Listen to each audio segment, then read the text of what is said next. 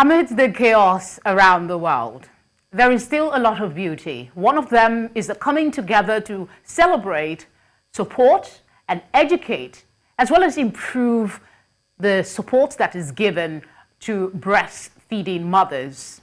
World Breastfeeding Week ends tomorrow, and it is imperative that we jump on it. The commemoration is held in the first week of August every year, supported by the WHO, UNICEF, and many ministries of health and civil society partners. The theme for 2024 is Closing the Gap, Breastfeeding Support for All. The annual celebration aims to increase awareness of the importance of breastfeeding, share information on strategies, and promote enabling environments that support women to breastfeed successfully. Yes, some progress has been made. Globally, rates of exclusive breastfeeding in the first 6 months of life have increased by 10 percentage points over the past decade and are at 48% for 2023, close to the World Health Assembly target of 50% by 2025.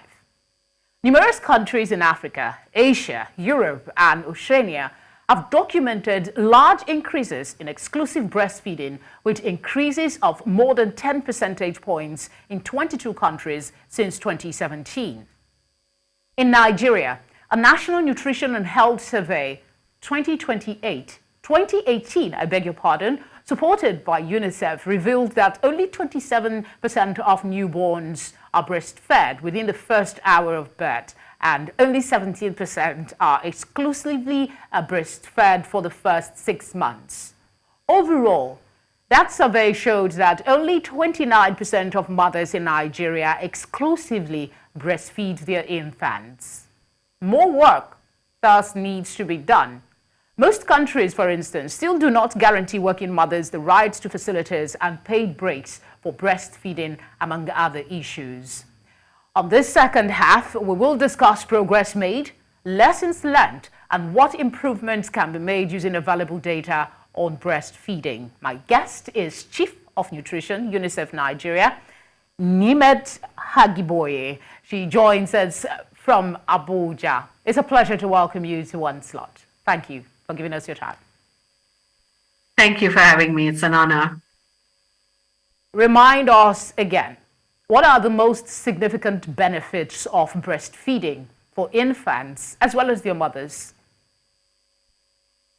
Thank you. Coming off your last segment, which I watched with interest, I do want to start by saying we need to remember that breast milk is the first food for all human beings.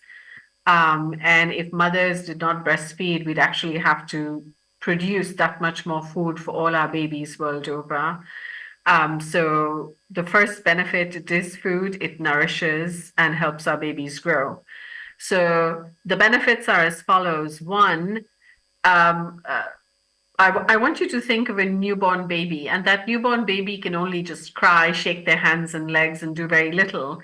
And then you look at a 2-year-old, and the 2-year-old is able to walk, talk, socialize, laugh. And the only thing that helps their growth is the nourishment they get. And breast milk has all the essential nutrients that are needed to spur that growth from birth onwards. The second thing that breast milk provides is a large number of antibodies. And this is why we say put the child to the breast within the first hour of birth. It is our children's first vaccine and is critically important. It protects children from falling ill, from common illnesses like diarrhea, respiratory infections, ear infections, etc. Last but not the least, studies have shown that when a child is born, their growth and development is not complete in utero. That development happens even after the child is born, and it is breast milk that helps to complete that development, and particularly for 2 parts of our body or 2 organs. The first is our gut, so gut health, and the second is the brain. So children who are breastfed are typically seen to have higher IQ scores than those who are not breastfed. So these are the benefits. I mean, there's many more. These are the benefits to the children. And to the mothers, breastfeeding helps a mother lose a lot of the weight that she has gained during pregnancy, and that she will need to keep putting, because she needs to eat much more even postpartum. But breastfeeding helps to reduce and helps her lose that weight quickly. It also helps to contract the uterus, helping the uterus to come back to its normal size. And finally, it helps to protect the mother herself from different types of cancers, particularly breast cancer and ovarian cancer. So breast milk has many, many, many benefits, and it's an Indeed. I'm absolutely sure a lot of fantastic mothers will find that one very important as well, protecting against some form of cancer in the future. First 6 months, evidence shows that exclusive breastfeeding decreases the risk of malnutrition and death in infants. But there seems to be a push for 1 to 2 years. What is your position on that? Why the push, if yes? So just to clarify, we say that we need to breastfeed well, okay, let me start by saying 90% of Nigerian mothers breastfeed and breastfeed well. So a big shout out to Nigerian mothers for doing so. When we talk about the right way or optimal breastfeeding, we are talking about starting early within an hour for reasons I mentioned. It's like the first vaccine. Breastfeeding exclusively, and that is just for the first 6 months for 180 days, giving only mother's milk and nothing else. No food, no water, no honey, nothing. However, after 6 months and up to 2 years, we request that mothers continue to breastfeed while giving their children diverse semi-solid foods. So it's not that you have to exclusively breastfeed for up to 2 years. In fact, that will not help the child grow, but continue to breastfeed, because from the age of 6 to about 12, breast milk still provides 50% of the nutrients a child needs, besides all the benefits on illness, etc. And after 12 months of age, it provides 30% of the nutrients a child needs, and it still confers all the health benefits that we talked about. So exclusive breastfeeding is for the first 6 months only, but continued breastfeeding is up to 2 years. Okay, what are the main challenges still hindering breastfeeding in Africa? You're here in Nigeria, so I might as well just say you could use Nigeria as a focal point, and how can they be addressed? So I'd say for all three types of breastfeeding, we're seeing typical trends across Nigeria, West Africa, and the larger continent. One, we see that while rates of skilled birth attendants have improved, most mothers are going to facilities, or a healthcare worker may be there to support a mother. We're seeing that the start of breastfeeding, which is within the first hour, is going down. For Nigeria, we've seen that it used to be about 33% in 2017 and has now gone down to 23%. So only 1 out of 5 babies is breastfed early. So we need to really make sure our health workers are trained, our facilities are baby and breastfeeding friendly, and we need to hold health workers accountable for this behavior.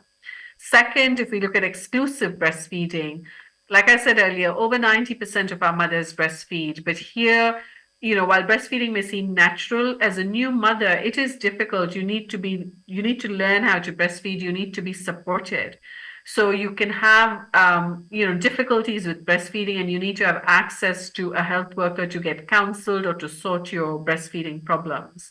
Secondly, we see sociocultural barriers. Like in Nigeria, we're seeing that children are often given water because of the belief that it's very hot outside. So just like as adults, when I'm thirsty, I also need to give my child some water. But I tell mothers, please, please, for the first 6 months, don't give your child anything, especially don't give water, because it is actually harmful to the child.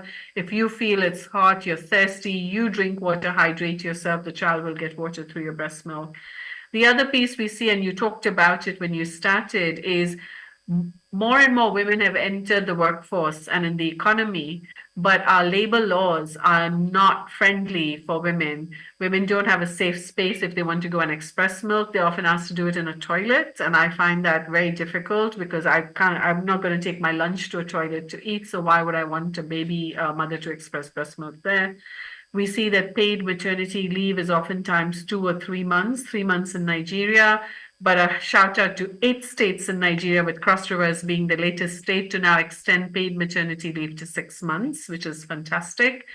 And then last but not the least, we see that even when mothers return to work, there aren't spaces that they can either bring their children or, like I said, express milk.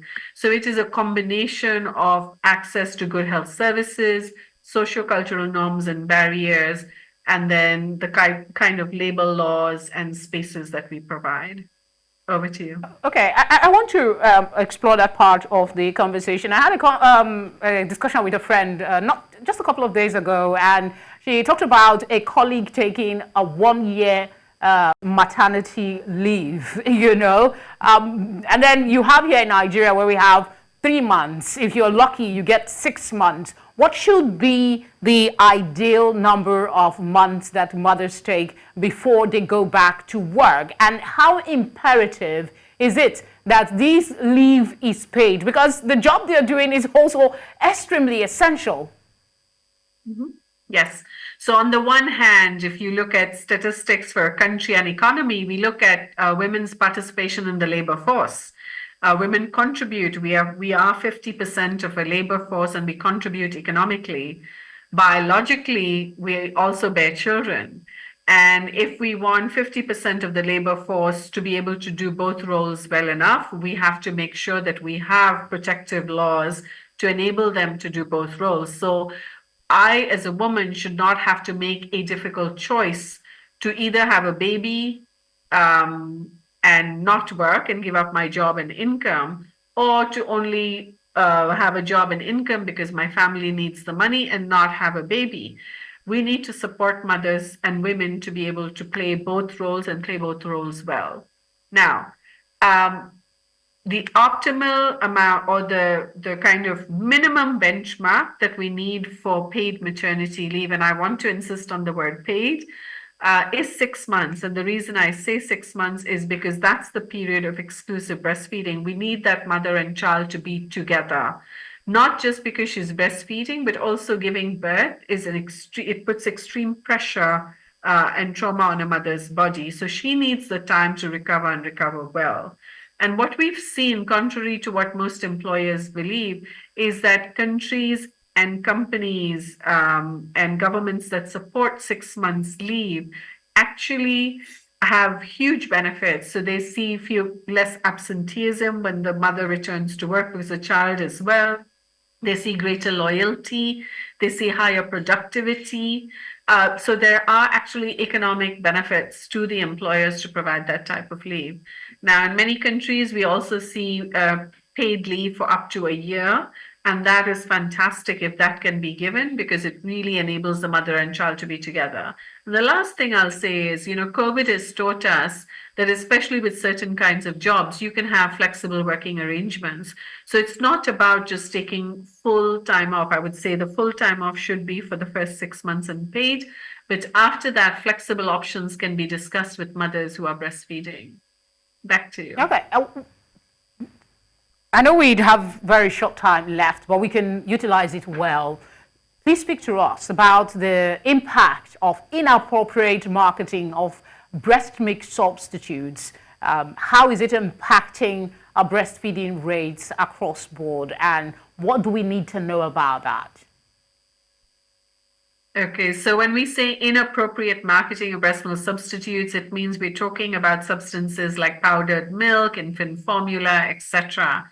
And when we mean inappropriate, we're saying these substances, nowhere in the world has it been shown that these are better or even as good as mother's milk or breast milk. But we find that in many, many countries, either explicitly or implicitly, advertisements either on TV, radio, billboards, etc., show that a child who is being bottle fed or being given infant formula is healthier or smarter or better looking than a child who is breastfed. So a law exists, and Nigeria is a signatory to that law, that we need to make sure that the marketing of breast milk substitutes is done appropriately. There will always be mothers, there will always be babies that will need something more or will need some kind of support in terms of infant formula. But We need to make sure that by and large, there is no miscommunication or misinformation on the value. So is This it may safe sound for me to say when it comes to the infant, breastfeeding is superior to any other alternative that might be there as of today? Absolutely. Like I said, this may sound funny, but I always like to remind people, let's go back to basic biology. We are classified as mammals. And the reason we are mammals is because we breastfeed our young. And the reason we breastfeed our young is what I said earlier, is our child's development in the womb is not complete, particularly of important organs like the brain, like the stomach, like the gut. So if we don't breastfeed, we're actually, um, you know, not helping our children grow to their full potential and grow optimally. So there is no substitute today to breast milk. I mean, we have no substance that is available, that is beautiful, that is accessible, that gives benefits to the child, to the mother, that protects against Yeah, I illness, that needed you makes to emphasize on that a bit because in this day and age, if you go online, you hear all kinds of crazy positions that there is a superpower milk powder that will be better than breast milk. All right, let's talk about the men. It's mother and child, yes, but what role should the men or can the men play, as well as families, to support breastfeeding mothers at home? You've asked me one of my favorite questions. So, absolutely, we want mothers and babies to be together. And because we want them to be together, we need everybody around the mother and baby, whether it is the male in the house, and that male could be the father, the husband, the brother, a nephew, anybody who's there to support that mother and child to be together. And support means give her some time off, get her good nourishment, make sure that she's comfortable. You don't need to do big things, it's the small things that matter. So in the home, we need mothers to be stress-free so they can produce the milk for their babies and be healthy. At the workplace, if you see, you have men in high positions usually, and we want those men to take decisions to make their workplaces baby friendly and breastfeeding friendly. And finally, I'd say we also have at high levels of government and in other places, men in decision-making positions. So let's urge those men to pass laws. We have I think almost all governors in Nigeria are male. We need our male governors to make sure that they sign into law in their state 6 months paid maternity leave. So every man in Nigeria has a role to play in supporting breastfeeding. And similarly, all families, grandmothers, mothers, aunties, sisters, let's support our women. They're doing a fantastic job, but let's help them do it a little bit more I think optimally. that's a good spot to leave it. Support is imperative if breastfeeding mothers are to succeed with particularly exclusive breastfeeding. Nemat, thank you very much for speaking with us. It's been an absolute pleasure. Thank you for having me. Bye. Bye. And that's how we wrap it up today on One Slot. The program returns next week.